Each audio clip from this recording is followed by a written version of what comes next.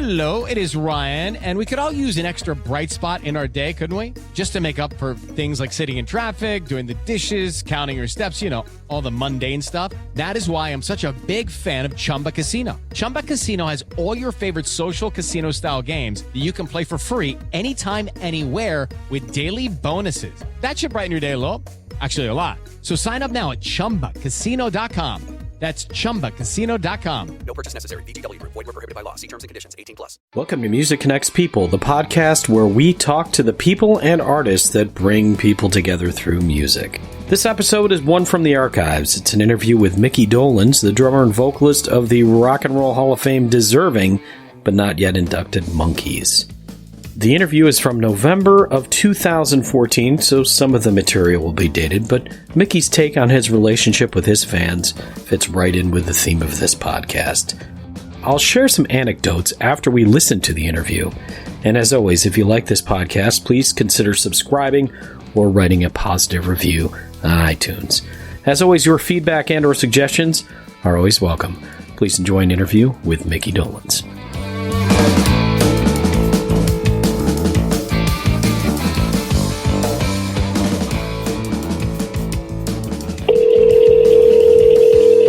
Hello?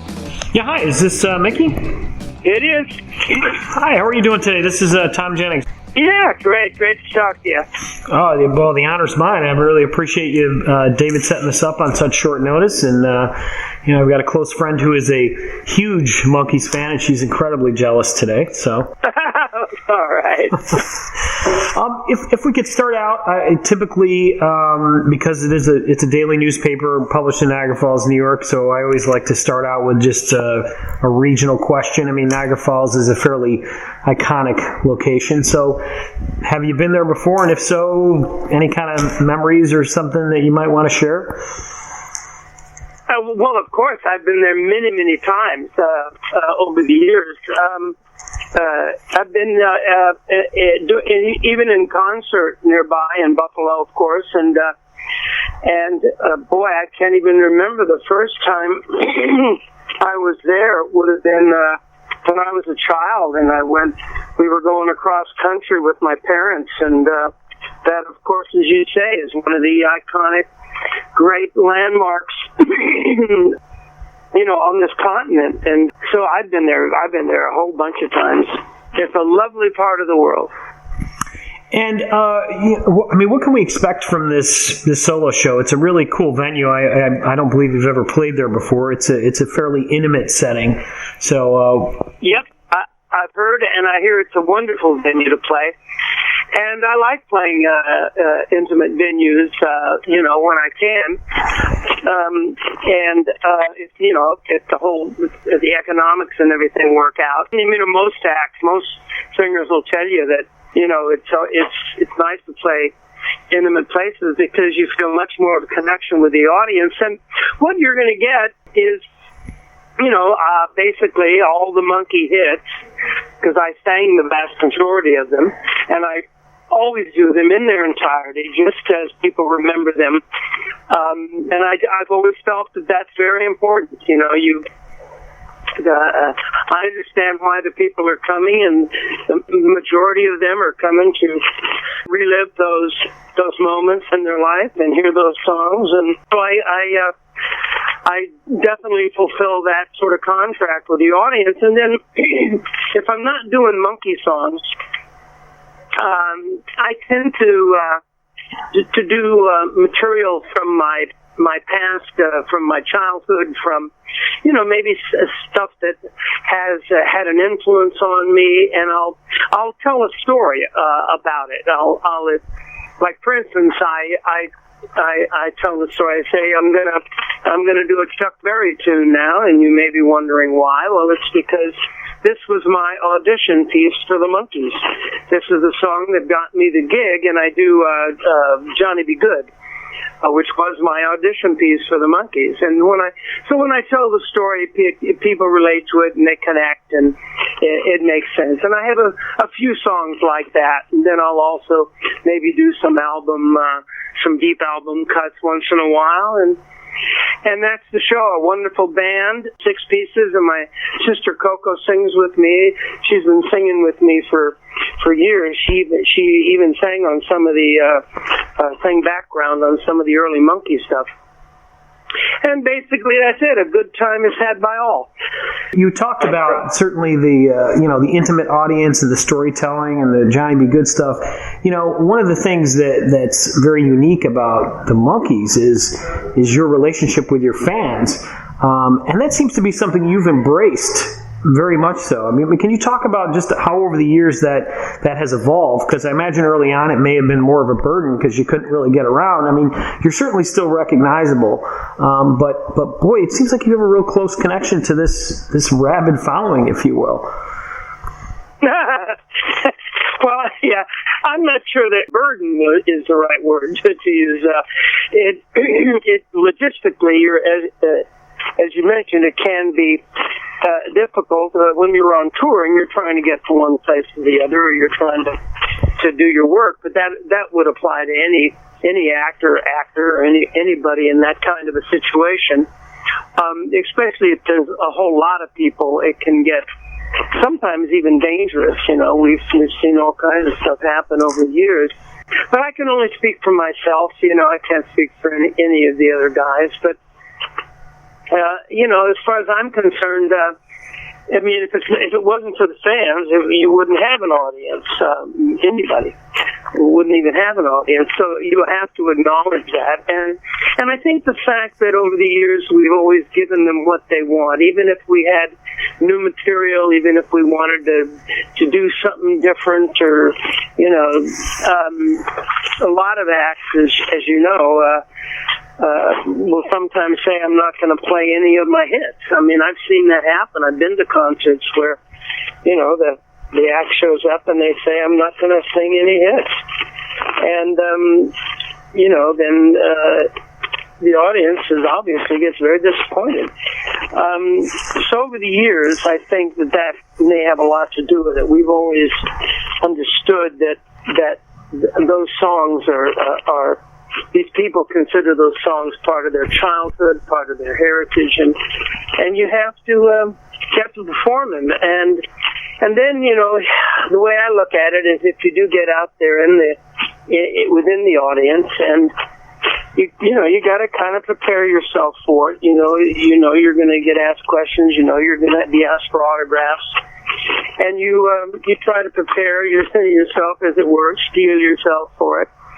And it's part of the job in a way, Yeah, I mean, it's interesting you use the term "the contract" with the fans, and I mean, as a person that covers the music scene and has for a few years, if not more, I guess I really get that, but I've never really heard it posed in terms of a contract, but I don't know. Well, it's like this invisible. It's like an unspoken. Right. The way I look at it, it's an unspoken sort of invisible contract that you have with the fans, and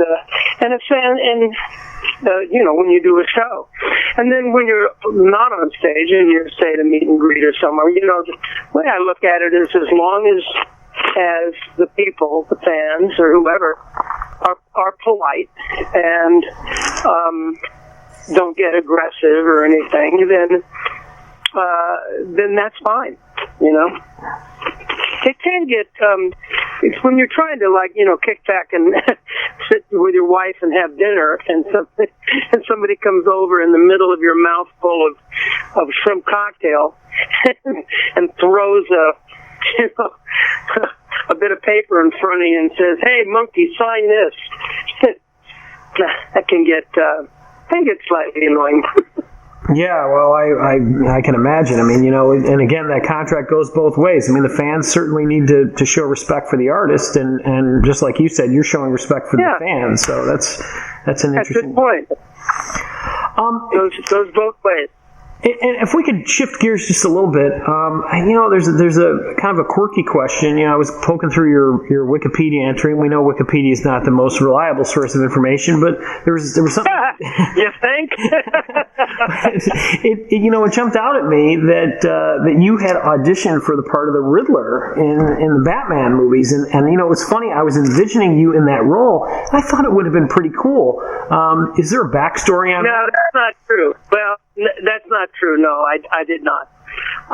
There was a little bit of, I think, sort of a fan movement. I think some fans got together and made some calls and sent letters and lobbied for it. But nothing ever came of it. No, I did not audition for the Riddler.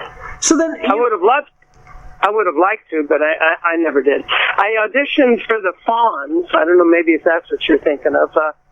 I was up for the part of the Fonz in Happy Days, along with Henry Winkler, and he tells the story of being in going into the audition and seeing me there and thinking, oh, Christ, Micky Dolenz is there, I'll never get it.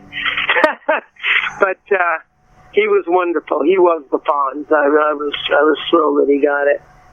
Well, what's interesting is that Henry Winkler grew up in Niagara Falls, New York. Yeah, I think I knew that. Yeah, it's true. That's cool. Yeah, that actually makes a much better story than you, trying out for Jim Carrey's role. And that actually kind of leads nicely to my next question. What are some of the other myths that surrounded the Monkees? Because you are, just the story of the band itself is so ripe for misconceptions and myths about your history. What's the one that gets told most often? Oh, boy, good question. Well, I probably the one that Charlie Manson auditioned for the Monkees.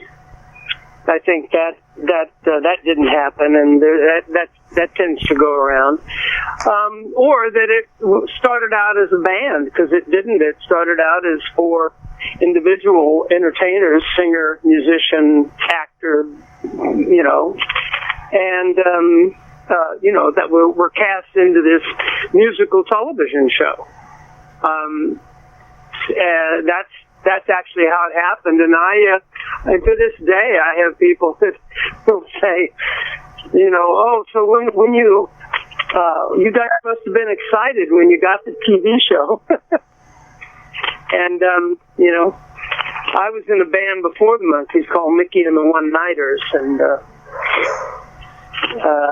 so I'd been in the business, of course, many years. I had a TV series when I was a kid called Circus Boy on NBC. Of the 4, if I remember correctly, you were the one that had the most kind of on-screen / acting background. Yeah. I did. David had been on Broadway and done a couple of little... I think he'd done some television work, but I had a series when I was a kid, And just to kind of wrap up, we're at about the 15-minute mark. My friend that I told you is a big Monkees fan, and I said to her, can you throw me a question that would be something that would be kind of cool? And she mentioned to me, as did David, your publicist, that you're involved in furniture making, and not only involved, but I guess this stuff is pretty incredible. So maybe you can give me some background on that. Yeah, you can go on the website. You can go on the website and see it. Dolenz and Daughters Fine Furniture. In fact, as soon as I get off this call, I go out into the shop with my daughter and we start building, making sawdust. We have a whole bunch of orders that came in for Christmas. It's been a wonderful experience. She's very handy. I've always had a workshop and worked with tools and everything. All my life, and we were building something for a friend of hers last year, and in my shop, and like I say, she's very, very handy with design and with tools, and we were building a coffee table or something, and I joked and said we should start a furniture company, Dolenz and Daughters Fine Furniture, and here we are. We got quite a following, and we have tons of orders we have to fill. It's great fun. And really great fun. It must be amazing to work with your kid. I mean that that's just got to be very cool. Yeah. It is very cool, yeah. All right. Well, thank you so much. I'm really looking forward to having you come out to Niagara Falls, and I promise you unequivocally that you will fall in love with this venue. It may be one of them. It is absolutely my favorite to cover, and it's just built for a great show. So excellent. Looking forward to it. Okay. You're going to be able to come by and see the show, right? Oh yes, absolutely. Would not miss it. Yep, we're going to be bringing my wife. So cool. Okay, well, very good. You have a safe trip out here, there. And have fun making some furniture this afternoon. Okay. Okay. We'll see you there. Have a good one. Bye-bye. Bye. I hope you enjoyed this interview. A little tidbit. For some reason, I was convinced that I had read somewhere that Henry Winkler grew up in Niagara Falls, New York. That's not the case. And I still have no clue why that fake fact popped into my head. Of course, Mickey cleared up a few other rumors in this episode, so I guess it all worked out. Just want to give special thanks to my friend and Monkee fan, Peggy Behringer. She's the one I referenced twice. I also have a second interview that I conducted with Mickey that I will likely use for my other podcast someday, so keep an eye out for that. Thanks again for listening, and until next time, here's hoping you enjoy good times with good friends and great music.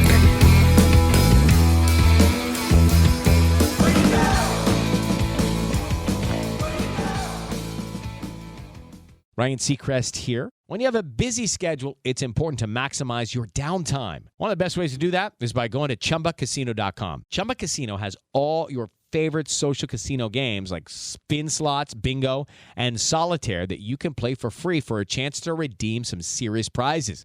So hop on to ChumbaCasino.com now and live the Chumba life. Sponsored by Chumba Casino.